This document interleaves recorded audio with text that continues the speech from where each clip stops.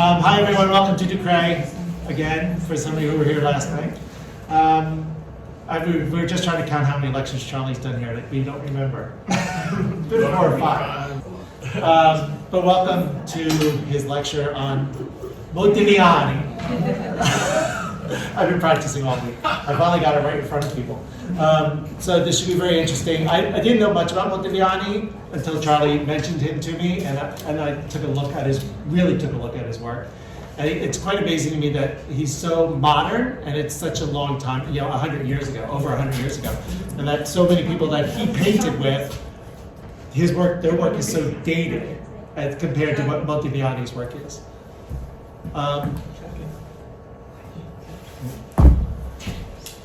So I'm going to pass it off to Charlie. The wife always said I get involved. She can dress me up, but can't do Anywhere. That's for sure. Just some further things that we're doing. On March 20th, the field poetry reading is here at 7 p.m.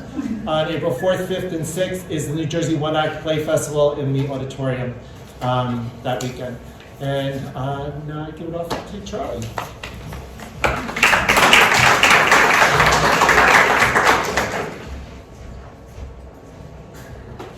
You have to be always drunk. That's all there is to it. It's the only way. So it's not to feel the horrible burden of time that breaks your back and bends you to the earth. You have to be continually drunk. But on what? Wine, poetry, or virtue as you wish, but be drunk. And if sometimes on the steps of a palace or the green grass of a ditch, in the mournful solitude of your room, you wake again, drunkenness already diminishing or gone, ask the wind, the wave, the star, the bird, the clock, everything that is flying, everything that is moving, everything that is groaning, everything that is singing, everything that is speaking.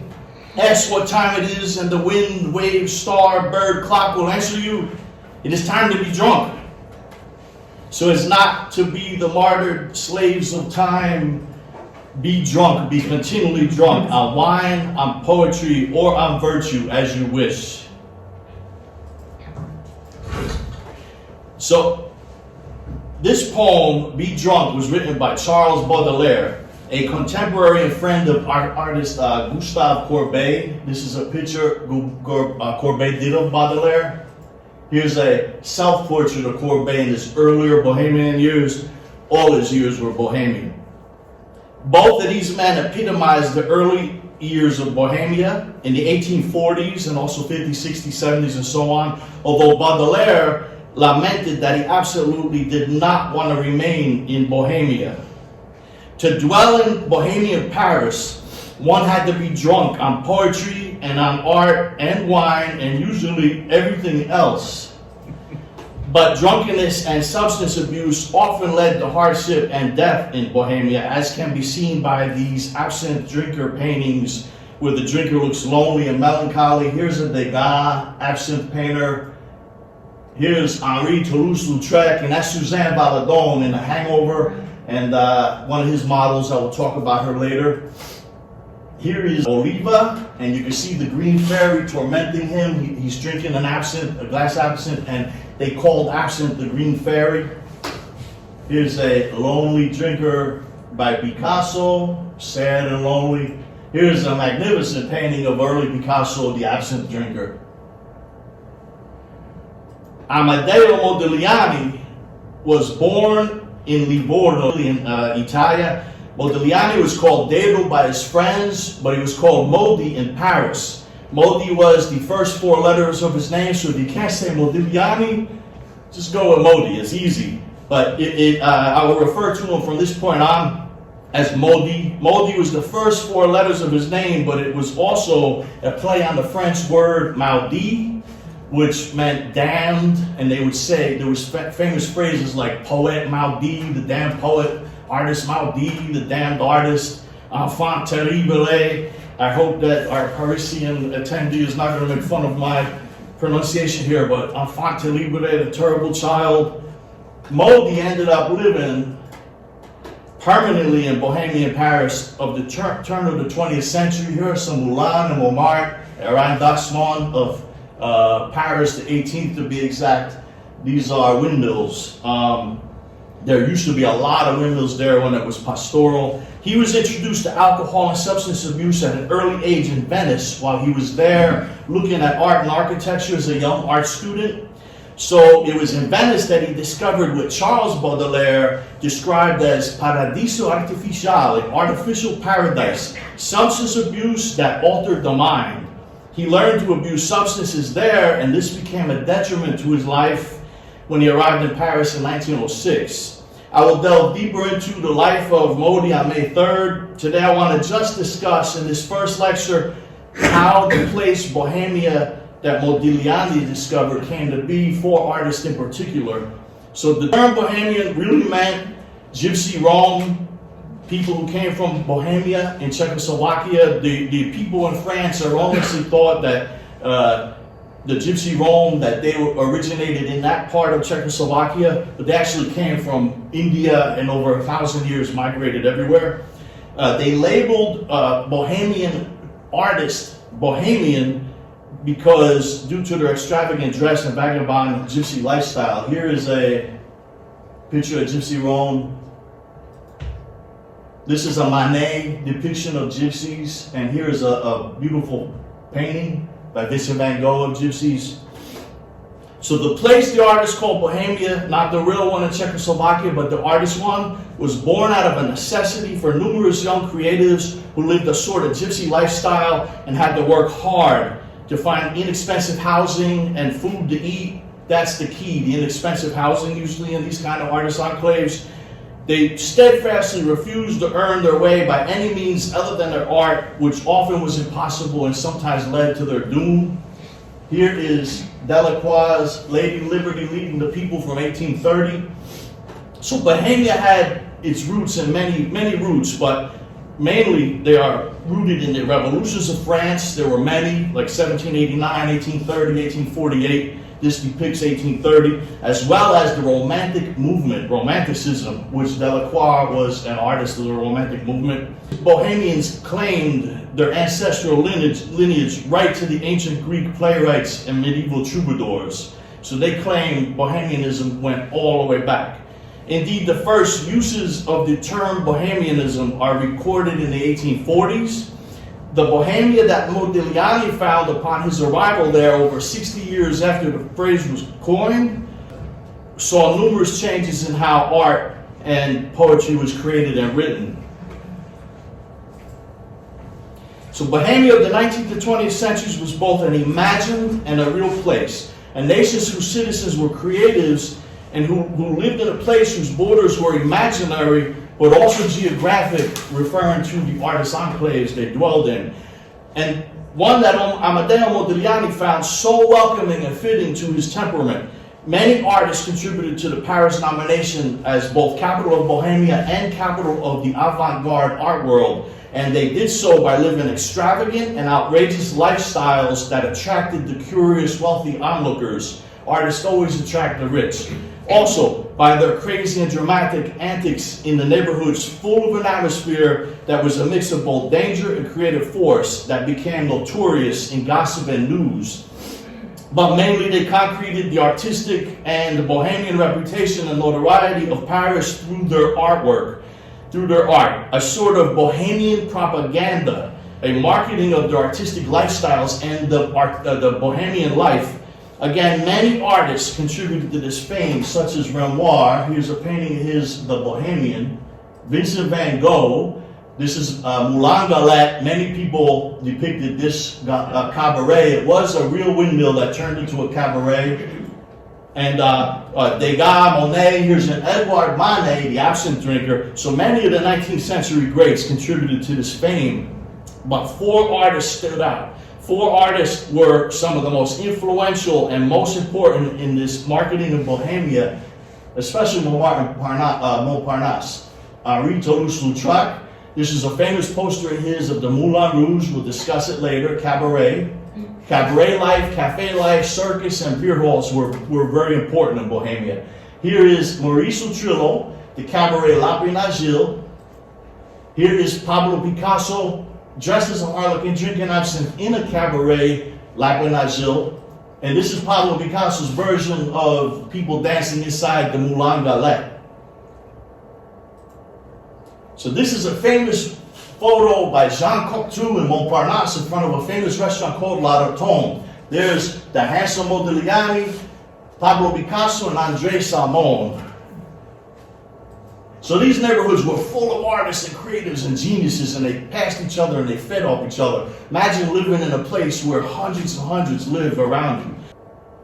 So the real Bohemia was Montmartre and Montparnasse. These neighborhoods swelled with poor, aspiring creatives who refused to work at anything other than their art. To do so was to compromise the soul. And many succumbed not only to starvation or street violence, but also syphilis, alcoholism, absinthe, ether, opium, and the worst ailment of all for a Bohemian, old age. In fact, Bohemia was a nation to be inhabited only by the youth. This is Pax Domini by Adolphe Willet. It was on the wall of the Chat Noir Cabaret, the very first cabaret to become famous in Montmartre. It is a metaphorical painting that warns of getting old in Bohemia, and you can see by the details of a lot going on in this painting. A lady riding on a black cat, Chat Noir, black cat, the windmill, a bunch of the skull up in the top, referring to just death in a bad way. The Pierrot with the pistol getting dragged away by a fairy. Pretty amazing painting. Here is the poster of the Chat Noir, the black cat. These cabarets actually had newspapers, which were a new phenomenon, newspapers, and they realized that newspapers could help market your brand and bring in customers. Each cabaret had its own newspaper, and it had the cabaret culture thrived. So this is Modigliani's grave. So the creators who suffered the life all moved out into more comfortable surroundings as they got older, if their work began to sell. Those who could not earn their way out either suffered early deaths or lived total destitution and poverty as broken down elderly. Not just artists, but the can-can dancers, the prostitutes, the toughs on the street. Those neighborhoods could get really rough. And the winters were bad, especially if you didn't have food or heat. So some say Bohemia ended with World War I, which decimated the artist enclaves. Others believe that it died with the birth of Dada or the birth of Surrealism. Many believe it died with Amedeo Modigliani, who was the truest and last authentic Bohemians. He died at age 35 on 24 January 1920. There have been many times where neighborhoods and groups have smelled the Bohemia. The odor of Bohemia wafted through the air, such as in New York's Greenwich Village, New York's Soho, London's Chelsea. But Bohemia ended in Paris, like Atlantis ended many, many years ago and was discussed by the philosopher Plato. You saw small areas of spontaneous Bohemian development, like Pabst's Beer Hall in New York, not far from Washington Square Park. This was Walt Whitman's favorite hangout. That's Walt Whitman right there. The Sabba Gundy Club. This is I'm a member of this club, and this is a wonderful painting from 1879 that depicts their Bohemian days. This is before it moved to the current place, but it's over there by the Arch in Washington Square Park as well. You had New York of the 70s and 80s in Soho, and the 80s in the East Village. There's Basquiat in the East Village. But the real Bohemia came in and went, is gone, and was located first and foremost in the imaginations of the citizens of that land, and physically and geographically between Montmartre and Montparnasse, and from Courbet, roughly the 1840s, 1848, to Modigliani in the 1920s. Bohemia can never return. In Montmartre, everyone was kind of an artist or a poet. The pastry chef was an art dealer. The pastry chef seen here at Clovis Sagot was an early dealer of Picasso's works. He took a lot of advantage of the poor artists, and Picasso likened them to a shoe salesman. The drugstore pharmacist would write poetry. The butcher would sell antiques.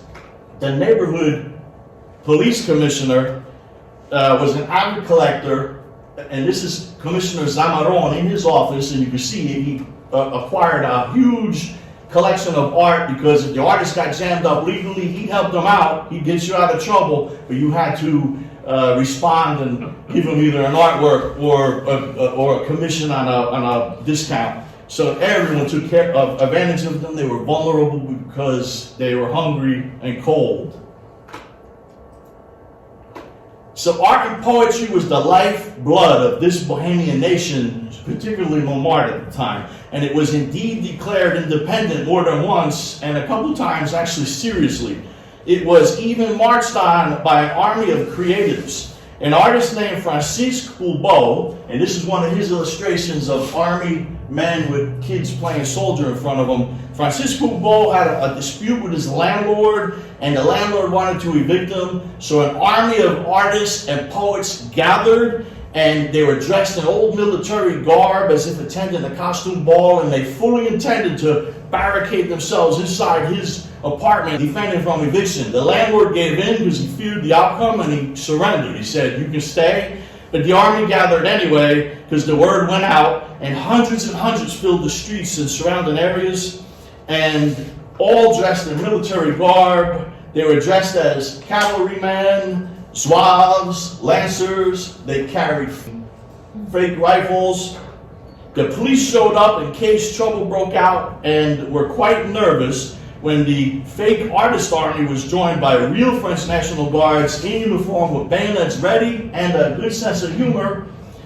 And they all marched around all night together to music until dawn. And this event attracted wealthy top-hatted onlookers all night, tourists in an exotic Bohemia that was of the utmost interest of them. This is quintessential Bohemia. These antics can fill volumes in a library. I just chose one funny one, but this went on always. There were no shortage of costume balls and parades and entertainment, such as the Quad Arts Ball, the Four Arts Ball, which filled the streets with drunken folly, as seen here. Things really got out of control with these art students. Fulbeau was a marketer of Bohemia as well. They all were. If you look, Manet even, who wasn't really Bohemian, he was more what they called a dandy, but he's painting absinthe drinkers. The rich people want to go see what these cabarets are like. So Fulbeau was famous for depictions of Montmartre street urchins. Here's a couple kids in front of the Sacré-Cœur, the beautiful church that rises above the hill in Montmartre. Montmartre is to the north of the city. Here are some dances he did. You'll see a lot of the same motifs in Bohemian depictions. Here's a barricade in the Revolution. So again, Bohemian Paris that Modigliani found and lived in the early 1900s was formed over many decades and influenced by the revolutions, Romanticism, a newly developed middle and merchant class that they referred to as bourgeois, youthful energy, and large student populations that came from that newly moneyed class. So you have large groups of population of students, they have to go somewhere and they need cheap rent, especially if they want to be artists and their father threw them out of the house. So many students whose parents decided would be lawyers and government officials and accountants, etc., decided against their parents' wishes and broke their heart and became artists, writers, poets, and creatives instead. And these were the first wave of creatives that believed the artists were special and were lone geniuses, and that they could pursue art and only their art as an individual pursuit for earning a living and for enlightening man, much as Prometheus gave fire to mankind. Indeed, Bohemian artists and writers identify with Prometheus, seen here in the Rockefeller Center. So this interesting man is Henri Mouget. He and a group of creative friends lived together in a hovel in Paris and called themselves the water drinkers because they couldn't afford a stiff drink at the bar. They had to drink only water. He wrote a book called Vie de Bohème, Bohemian Life, in 1845 that was published weekly in a newspaper and that was later turned into a play. And again, newspapers are a new phenomenon and they turned out to be really good for marketing messages. This was the first true marketing success of Bohemia, and it really stoked the flames of curiosity among the wealthy. This play was later the inspiration for Giacomo Puccini's opera La Bohème in 1895. And La Bohème first premiered in Torino in Italy in 1896 at Teatro Regio and was conducted by a 28-year-old Arturo Toscanini. So this was a really big deal, and this opera really intensified the notoriety of Bohemia and Bohemian life. Oh, that there is a set of La Bohème. So to our first artist that I want to discuss, Gustave Courbet, in one of his early self-portraits when he was a young Bohemian. Artists and writers and poets were the major marketers of the vie de Bohème, Bohemian life. Gustave Courbet arrived in Paris in 1839 at the age of 20. Him and Baudelaire were participants in the 1848 revolution. Courbet came from a middle-class family that had farmer-peasant roots. He identified with his farmer-peasant roots and promoted that image of a beer-drinking country peasant type his entire life, even though his parents were part of the new bourgeois. So you see, this self-promoting and branding and marketing went a long way for these artists, and many learned to develop a brand, and it started there, branding, which we do today. He loved the beer halls very much at night, but he worked really hard in the studio all day. Here's another one of him, pretty interesting self-portraits. Many artists by the thousands attempted to make it in Montmartre and dressed in outrageous costumes, abused absinthe and drugs, and acted out in public, refusing to work at anything other than an art, and this led to their doom. You can wear the outrageous clothes and dance and parade around in the street and get drunk every night, but you better back it up with quality artwork. All play and no real creative work equated to fake Bohemians. The real Bohemians lived a life dedicated only to their art. Their lives were masterpieces of art, and Courbet did just this. So fake and authentic Bohemian became a discussion in Bohemia. Courbet is considered the father of modern realism and painted images of peasants at work and on the farms, as you see here in this one. And that caused the government to distrust him because it was considered a little revolutionary to portray peasants at work. And they started to watch him, and he did get into trouble with the law as time went on. In this lovely painting of a young lady sleeping, Courbet portrays sleep often in his work. And sleep was considered a miraculous escape from consciousness by Bohemians. They believed you entered into yourself while you sleep. So here's an example of one of his nudes, and I want to show you examples of these artists' nudes so we can compare them to the nudes of Modigliani. Courbet loved women very much, but he painted them in a titillating nature, and some of his paintings of nudes are overly romantic, and they were meant only for the one who commissioned the painting's eyes at that time. Modi had a deeply profound sensitivity in his paintings of women and nudes, and you'll see that as we go along. The artist who had the greatest effect on Paris and the world as far as promoting Bohemia at the time as a weekend destination was Henri Toulouse-Lautrec. He was an artist who most enticed the wealthy and the upper middle classes to slum it in Montmartre and seek bacchanal thrills in the cabarets, its brothels, its circus, and the streets. He was born into a noble family and had an ailment that stunted his legs' growth and exasperated those injuries by the problem with a couple injuries over the years. So he had a grown man's upper torso and tiny little legs. This is an artwork of mine I did on the fingerprint card. I want to show you, I depicted this man a lot when I was a younger artist. Here's one of my daughters giving him a kiss in my studio on 17th Street in New York. So Henri's father was very disappointed that his son couldn't partake in manly activities of the nobles, such as hunting, fishing, horse riding, fencing. But little Henri was an excellent artist, and his parents agreed to send him to Paris to learn from a true master instructors they wanted. When little Henri moved to Montmartre, he became Bohemia's giant. He painted the lovely images of Cabaret Moulin Rouge, which made the cabaret famous. and extremely interesting artworks of depicting prostitutes in brothels. And he also painted interesting people that he knew. And here is a drawing of his good friend Vincent van Gogh. He was an alcoholic and he hit the bottle really hard. But again, fake or real bohemian. He was a real artist that had to create art. His motive in life, his purpose in life was to wake up in the morning and he had to create art. So his art came first. Now he was in an asylum recuperating from some issues, and he did this circus painting by memory. He frequented the circus often, so the circuses were a big deal in Paris and in Montmartre. And the Circus Cirque Fernando, opened in 1875 in Montmartre and gave free entry to artists to sketch and draw, including Degas, Renoir, Seurat, Henri. And Bohemian artists and circus people considered each other cousins. The Bohemians could relate to clowns, knife throwers, acrobats, and the fringe of society that worked in the circus, as they were. So the circus was eventually bought by a clown named Geronimo Boom Boom Medrano, and it was renamed Cirque Medrano, which is a famous circus in Montmartre. And it was permanently there. It didn't move around at the time. The circus was of the utmost importance to these Bohemians, as was beer halls and cabarets. It all ended up to Bohemia as theater. And here you see Henri in a photo dressed as Pierrot, a sad clown in the Italian Commedia dell'arte.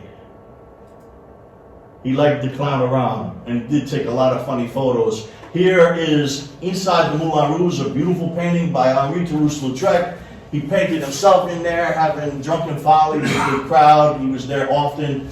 These dancers with that blue, it's actually true, they had to put on certain makeup because of the immense lighting that they were in when they were dancing.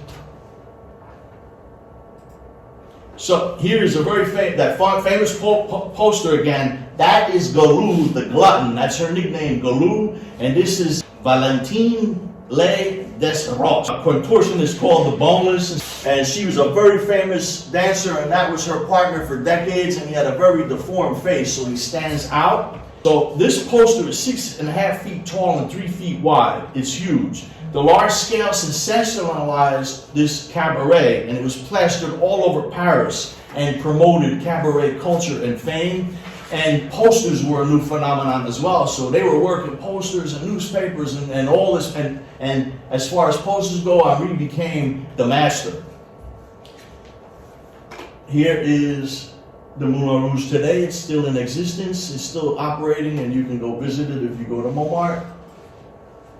There's Galou dancing with the Boneless, another of inside the cabaret. This is an English top-hatted gentleman. If you see top hats in these paintings, they're the wealthy. Wealthy people wore top hats. They all started coming down to the Moulin Rouge. He made it famous. This is Galou, the glutton. So Galou was a dancer since age 11. She started dancing at age 11. Her brand was that V-neck and that hairdo. You could see her from a mile away. So that's how she branded herself. Dancers earned good livings back then. She made 300 francs a day as compared to the 2 franc a day pay that a normal worker would make. So even though she earned good money as a dancer, in the end of her life, she was broke and destitute and sold cigarettes in front of the Moulin Rouge. She died penniless. A contributing factor was overconsumption of alcohol. She was called Galou the glutton for a reason. She liked to eat and drink a little too much. A lot of sad stories on how these people ended up, especially the dancers. This is a famous poster of Jean Avril, another famous dancer at the Moulin Rouge he did. Here is a famous poster of Aristide Bruant, a famous songster and a cabaret owner, directed and owned cabarets throughout the years. This lovely painting is of one of his favorite models, and you see the sensitivity when he works with someone he really is attracted to. Her name is Carmine Gaudin. Here's another one. Carmine Gaudin poses for A Montrose, Rosa La Rouge. This is from 1886. It's in the Barnes in Philadelphia. You could go see it. This painting depicts the murderous prostitute Rosa LaRouge, who is a character popularized in one of Aristide Bruant's songs. This painting once hung in Bruant's cabaret, La Mirliton. So Henri frequented often the brothels, and he also lived in one for some time. And he was more than just a client. He actually became a close friend to the prostitute and the madams. But he did many depictions of them, but not in titillating or erotic imagery. He did them in their moon day work days, waiting for clients or preparing for work. He depicted them as human beings with a sensitivity that others didn't view them with. Henri died of syphilis complicated with alcoholism. Syphilis had no cure in those days. Once you got it, you were doomed. This is to show you how many times I depicted this man in my art when I was a younger artist. This is me as a younger artist in one of my old art studios. He's one of my favorites. Move on to the third artist we want to talk about is Utrillo. Maurice Utrillo was born a Montmartre native. His mother, Suzanne Valadon, was an artist as well. She painted this portrait of him. She was the daughter of a cleaning woman and started an early career as an acrobat in the circus in Montmartre. She got injured working as an acrobat, so she became an artist model instead, and she posed for many great artists like Degas, Henri, Renoir, and many others. She also became their lovers at times. Here's a picture of her. You can see how pretty she was with young Maurice. He looked a little devilish back then. This is a photo Degas took of her for reference material, and here's a drawing he did of her. So I'm going to show you a couple beautiful nudes by Degas, again, to compare to Modi. This is a famous one of woman washing. Here is Maurice as a little boy. So poor Maurice was a hyper child and was given alcohol at an early age in hope that it would calm him down. And he became an alcoholic early at the age of 15. So now they give him cell phones. It's a lot better than wine. But he became an alcoholic by the age of 15. And at one point, it is believed as an adult that he drank up to 7 liters of wine a day. His mother was advised when he was a teenager to give him a hobby as therapy to help with the alcoholism. Maybe it would treat the alcoholism. So she locked him in the house and made him paint. Don't come out of that cellar basement until you're done painting these pictures. Eventually, he learned that he could sell the postcard paintings and buy drinks. Or he would just trade them right out for drinks. He'd run around Montmartre. He always painted Montmartre. His art was Montmartre. He'd run around Montmartre, paint the pictures, and sell them to the people that came. The therapy backfired and gave him a means to feed the alcoholic addiction, but it did create a famous artist. When he was drunk, which was always, he would run around, he'd break street lamps, he'd break windows, he'd break bottles in the street, he'd harass poor women walking down the street. He harassed just about everyone, and everyone thought he was insane. But he would insist his entire life he was not insane, he was just an alcoholic.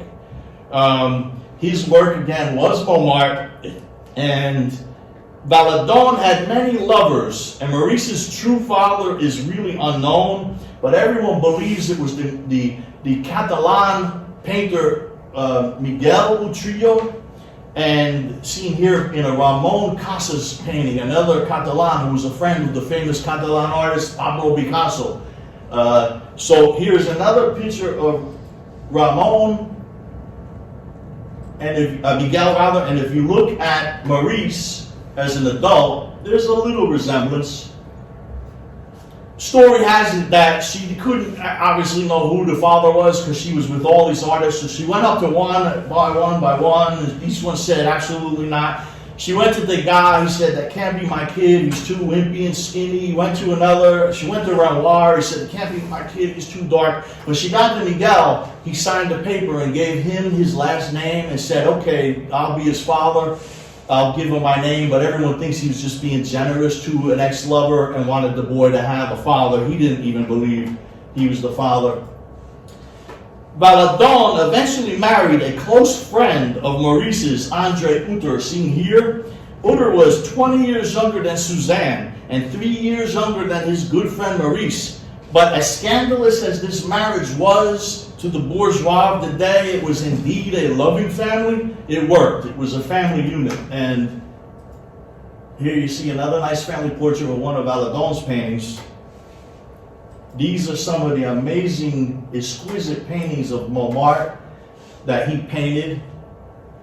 And even though the streets of Montmartre and sites in Montmartre, and even though he was suffered alcoholism his entire life, here's Sacré-Cœur. He lived to an older age for someone suffering that, drinking so much. He lived to be 77 and managed to marry. And he painted his whole life. Here is his version of Moulin Galette. So this Moulin was a real windmill and turned into a cabaret. The Moulin Rouge is a symbolic windmill. It had a lot of windmills, but over years they disappeared. This arrondissement became part of Paris in the 1860s, so it was a latecomer. And it used to be a pastoral little village with vineyards. Another beautiful paintings of. So this is L'Épinay-Gilles, the cabaret I discussed earlier. Here's another version of his L'Épinay-Gilles. The L'Épinay-Gilles was a small but very important cabaret on the Boot that many of the artists and poets hung out in. The Boot was considered above. The wealthier or the better off Montmartrians lived at the bottom of the hill, and the rabble lived, or the poor, and the poets and the artists and criminals and workers lived up onto the hill. It was called the Boot, and many of the artists and poets hung out in the L'Épinay-Gilles. In the earlier years, it was called Café des Assassins, the Assassins Cafe, due to the dangerous anarchist crowd that used to hang out in it. An illustrator named André Gilles, who painted this, he bought it and he put that sign on the outside of it, and it started to be called Lapin des Gilles, Gilles Rabbit. The establishment got taken over by others over the years, such as the famous Aristide Bruin and Goulot's friend Mère Adelaide, and later by a man named Frederick Gerard called Fried, and it started to be called L'Épinay-Gilles, the Agile Rabbit. This image sums up Bohemian life more than any other, because this rabbit is supposed to be sauteed in that wine, in that pot, but he's agile enough to escape the danger and run away with both the dinner and the wine and without pain. So this is the epitome of Bohemia, the L'Épinay-Gilles, and to demonstrate to you just how enthusiastic I was about this art historical period, as my tattoo on Nick was fresh many years ago. L'Épinay-Gilles, La Vie de Bohème, Bohemian life. My wife loved it. This is an old picture of L'Épinay-Gilles with a police officer standing in front and a postcard. It's a very nice vintage photo. This is the L'Épinay-Gilles today, and like the Moulin Rouge, is still in existence. You can go there and enjoy a night at the L'Épinay-Gilles. So, the great comedian Steve Martin, who is also a huge art collector and art lover, wrote a play called Picasso at L'Épinay-Gilles, and you can view that on YouTube. The L'Épinay-Gilles is important. This is Fried, the cabaret owner with the guitar, and you can see the inside of the place and a lot of the interesting Bohemians that hung around there. He was a very extravagant and entertaining man, and he played his guitar and sang songs to the customers. He loved artists very much, but he also was smart enough and wise enough to realize that if he attracted the artists, if they hung out in this cabaret, they would attract the wealthy. They always attract the wealthy eventually. He was thrilled when Picasso and his entourage started hanging out there daily, and he had in there Max Jacob, the poet Apollinaire, Modigliani, all of them started hanging out in L'Épinay-Gilles, and it went for some really entertaining nights. Here is another great photo of Fried in the L'Épinay-Gilles. This is Fried with Aristide Bruin. That's a classic Bohemian photo. So this is Fried, and that's Modigliani standing right next to him on the outside of the L'Épinay-Gilles. And when you see black hats like that, it's or could most likely mean that they're anarchists. Anarchist was a big thing. Anarchism was a big thing back then, and the anarchists, like even into Sacco and Vanzetti's days, wore big black hats. He freed-owned a lot of animals, and they were all in and out of the Lapin-Agile. And this is Aliborn, called Lola. This is Freed's donkey, and he adored Lola. And here's one of him feeding Lola on the outside. So when Picasso and Braque started painting in the Cubist style, many art lovers were offended. They suspected a foreign conspiracy that was set in motion to upset the natural order of art in French society. Many took pen to paper in long essays to attack Cubism and the crazy Cubists, but a man named Dorgelis and his friends decided to play an artistic prank instead of writing. They played a prank on the art world, and like Picasso and Braque, started the school of Cubism. Dorgelis and his friends started the school of excessivism, and they created the artistic persona Joachim Raphael Boronali, who was supposedly an Italian futurist from Genoa. And Boronali was an allogram of Aliborn Boronali, and he was indeed Lola the donkey. They gathered a crowd and a bailiff to record the event. They tied a paintbrush to Lola's tail. They put a canvas behind Lola's rear end, and they waved a carrot in front of her face, and she starts painting. And they would say, started with ultramarine blue, and then they would change for red, and then they would change for yellow, and eventually until this very nice painting was produced by Lola the donkey. So the bailiff recorded the event. They titled the painting "The Sun Falling Asleep Over the Adriatic," and they put it on display.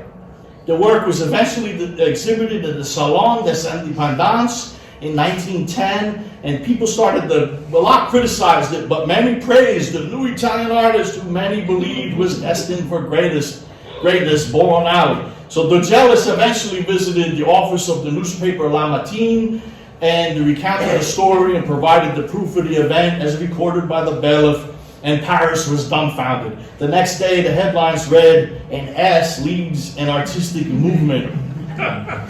And this is quintessential Bohemia. Again, I'm only picking out a couple because I only have a short time, but this fills volumes. You can go on and on for volumes about these fun antics and artistic endeavors. So one last beautiful painting of the Lapin-Agile by Maurice Utrillo.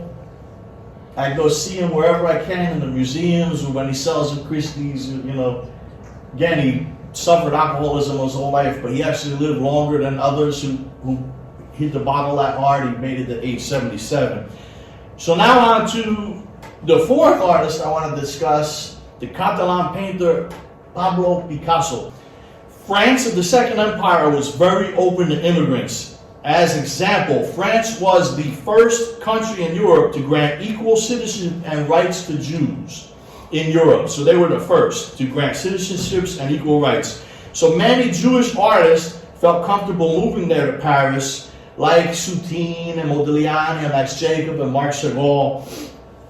And also a lot of those dancers were Jewish. Paris filled up with artists from very diverse background. It became an immigrant city. Jewish, Italian, Russian, Polish, Spanish. Pablo Picasso and many Catalan artist friends went to Paris to find the artistic freedom they desired. Pablo Picasso arrived in Paris in 1900 for the World's Fair, and he decided to stay. He did a couple trips back to Barcelona for reasons, but eventually settled into Montmartre. This is a portrait of him with the Sacré-Cœur in the back, again by that Ramon Casas.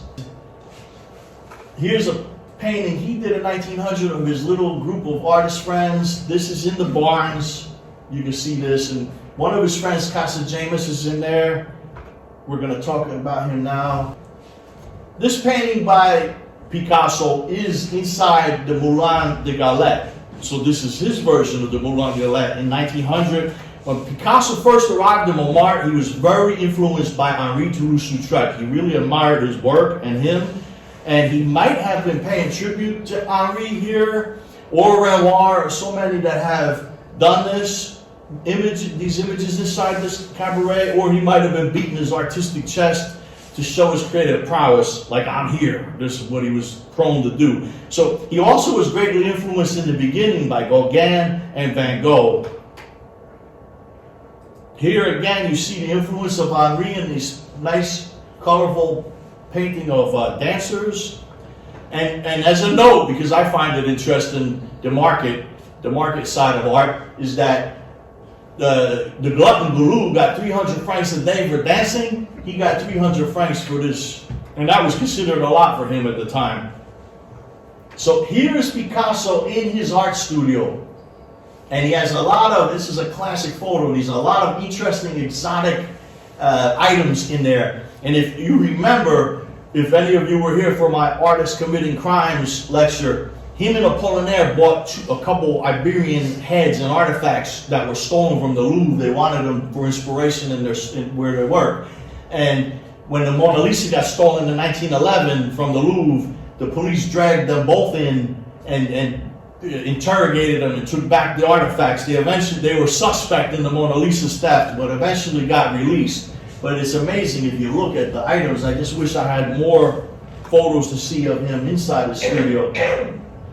This is him, a young man in Montmartre. So this is Casagemas, the death of Casagemas. Picasso abandoned his style that was influenced by Henri Toulouse-Lautrec, and he started his Blue period, in which he portrayed many scenes of hunger and loneliness, much of what could be observed in Montmartre and also back in Barcelona at the time. Casagemas is one of his best friends. He loved a lady named Germaine, but she didn't love him back. He kept asking her, for her hand. He loved her. She kept refusing him. He invited all his friends and her to a restaurant to try one last time. When she didn't respond well, he pulled out a pistol and tried to shoot her. Missed, but he shot himself in the head in front of all his friends. And Picasso was devastated. Picasso, who at the time secretly was having a romantic relationship with Germaine as well, was devastated because he was one of his dear friends. And it threw him into his Blue period. That is Casagemas. The Blue period lasted 3 years, from around 1901 to 1904, and those paintings didn't sell well, which didn't help his depression at all.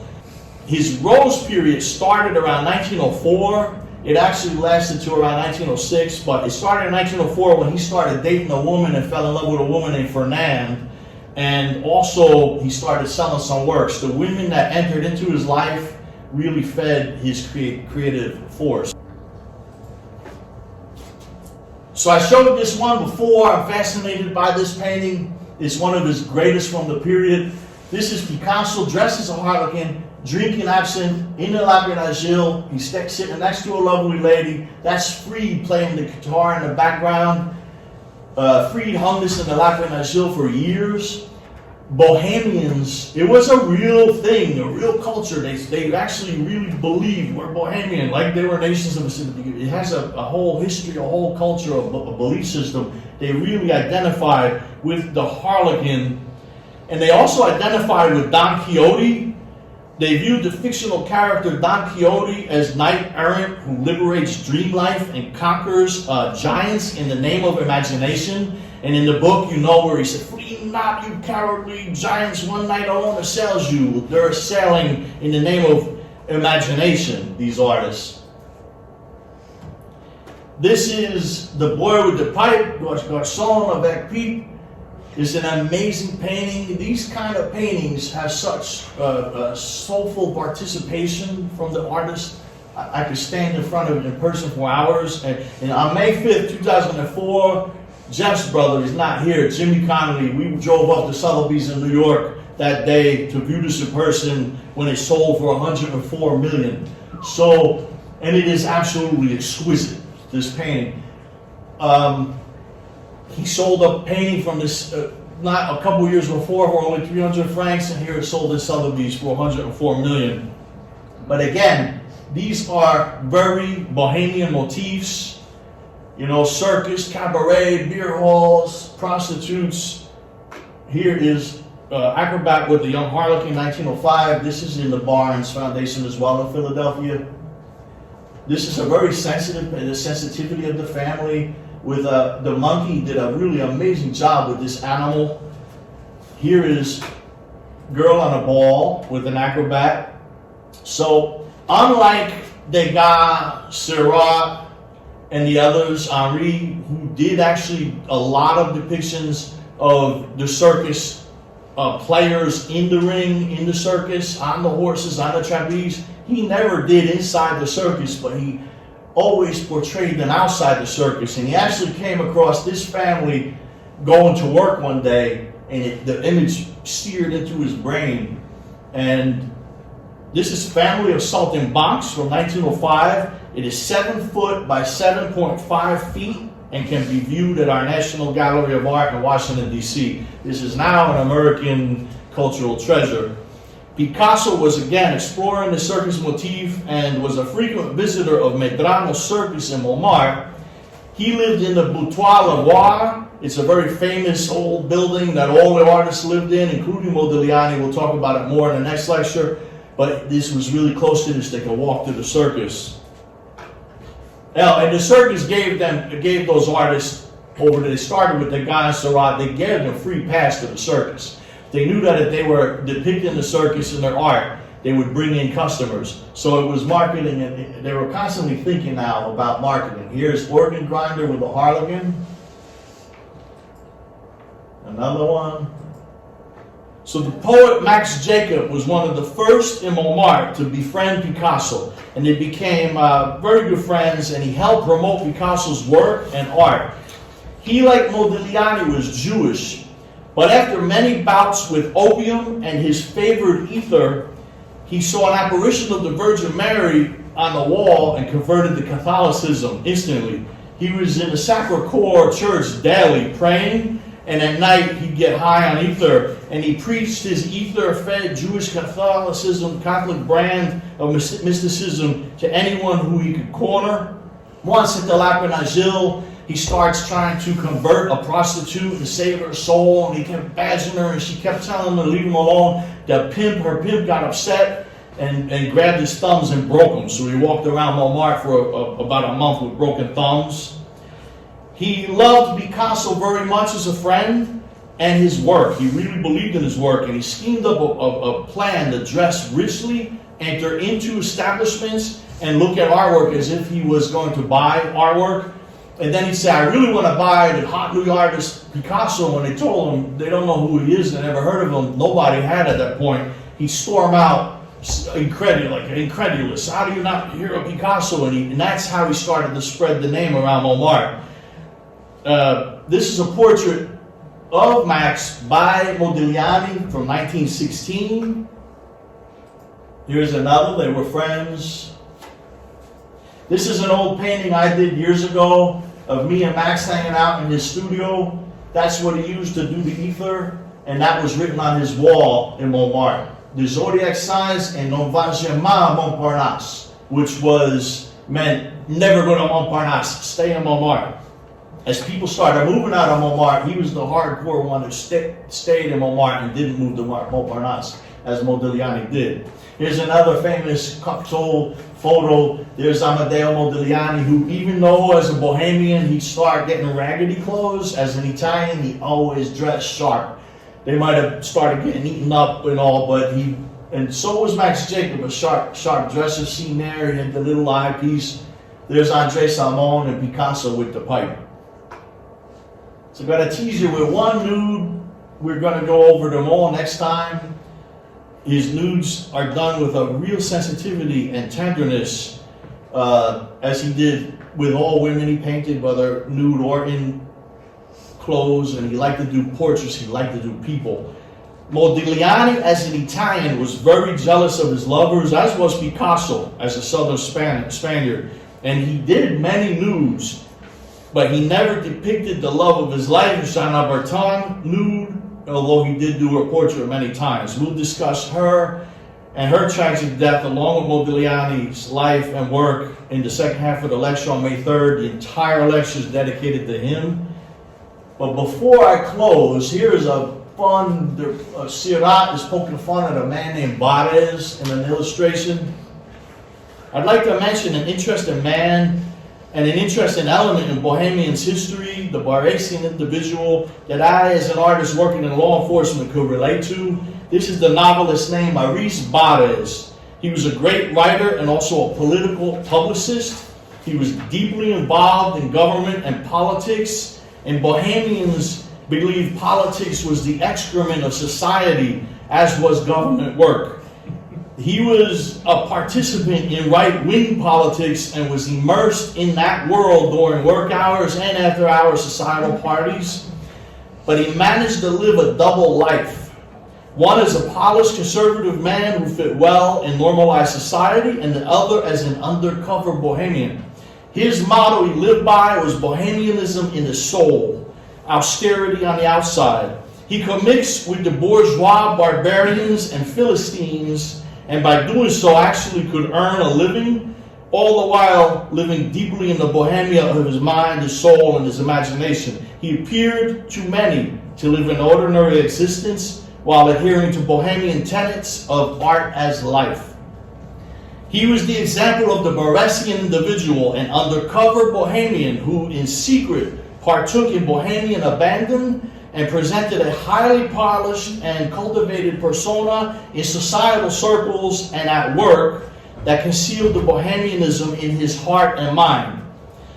So, to sum up a takeaway of all these years of Bohemia, the term Bohemianism now conjures up images of rebellion against societal norms, extravagant dress, substance abuse, and periods of counterculture like hippies, beatniks, pre-Raphaelites in England, scapigliatura in Italy, but all of those distractions of behavior, costume, funny hats, absinthe, nudity, they all took away from the real mission, which was to create art. Bohemianism in the soul refers to a life of liberation of the imagination, and a life dedicated to art. To live your life as if you are creating a masterpiece of art. That is true Bohemianism. So remember that I said they viewed the fictional character of Miguel Cervantes, Don Quixote, as the knight-errant who liberates dream life and conquers giants in the name of imagination. I started with the poem by the great Bohemian poet Baudelaire, Be Drunk. I would like to end with the poem by the great Bohemian poet Paul Verlaine, To Don Quixote. O Don Quixote, old paladin, grand Bohemian, in vain the vile, absurd crowd stood laughing. Your life was a poem, your death a martyrdom, and those windmills were no error, O my king.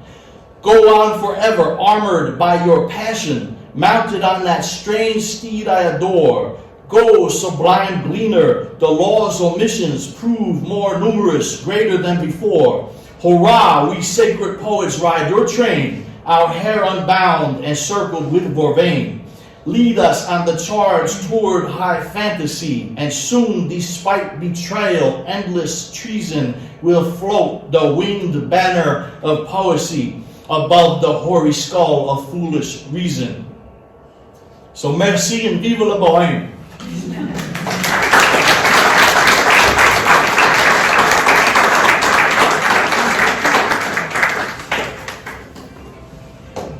Thank you for all coming. Anybody have any questions?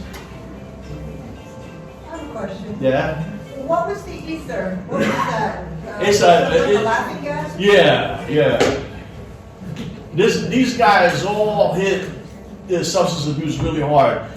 Pablo Picasso and his friends in the Battoir Lavoir were big opium users. And there was another suicide there of young immigrant artist. He used so much opium, he committed suicide unknowingly, like he was out of his mind.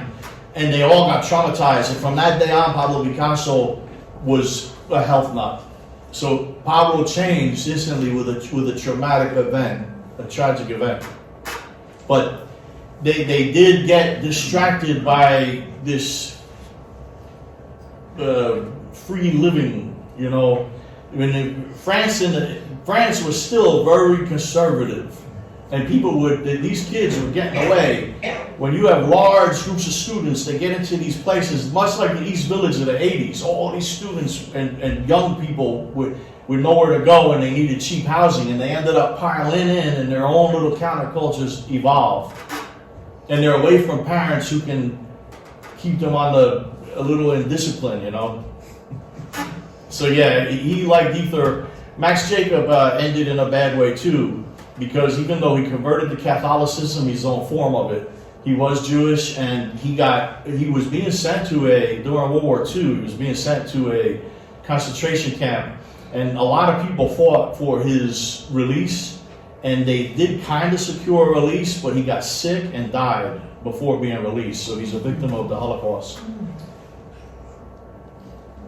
Anyone else? Yeah? I read something about Modigliani earlier today in preface of coming here, and they said he died of tuberculosis.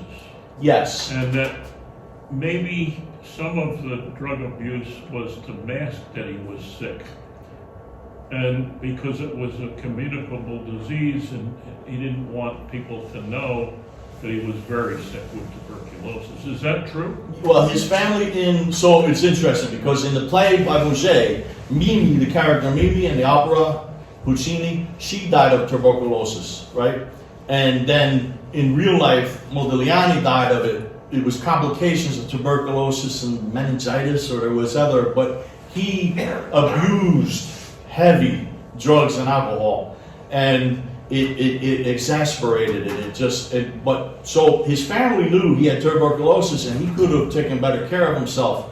When he got to Paris and lived that life, maybe it was self-tormenting because he knew he was going to die, and it definitely fueled his addictions. They do believe it definitely fueled his substance abuse. You know, whether he was hiding it from people, I mean, it's kind of hard to hide when you're walking around coughing up blood, you know. All of them still painted like crazy though. But these were the real, true, in their heart, as far as fake Bohemian, real Bohemian, and that was for decades a real conversation. You're faking it. All you're doing is running around acting the fool. This one wakes up and paints and sculpts all day, and they really did paint and sculpt all day. And Modigliani first was a sculptor. He first and foremost wanted to be a sculptor, and he did really amazing sculptures, but he couldn't do it because of the tuberculosis, because of the work and because of the breathing and the dust. So he ended up painting. Tragic life. Anyone else? And one last thing is that so many things contributed to this Bohemian development, the development of Bohemia, as far as the revolutions and the romantic, again, the Romanticism but also city development, because that was a medieval town with little tiny streets that during the revolutions they can barricade up real easy. Napoleon III, Bonaparte's nephew, got a guy named Haussmann to revamp the whole center of the city, and you have these big, beautiful streets that you see today. This is the result of that. And then the artists got pushed out because the wealthy and the money bourgeois got to live in better environment. Montmartre wasn't part of Paris till 1860. It was this little pastoral place with vineyards, and it had its wine and it had windmills. And they absorbed it. It was the 18th arrondissement. And the other one was Montmartre, way over here. That was the 14th arrondissement. But they didn't even really travel because the Seine separated them. Eventually they had a metro, and then they could start moving around. By the time Modigliani got there, he moved to Montparnasse. He left Montmartre. Well, thank you very much.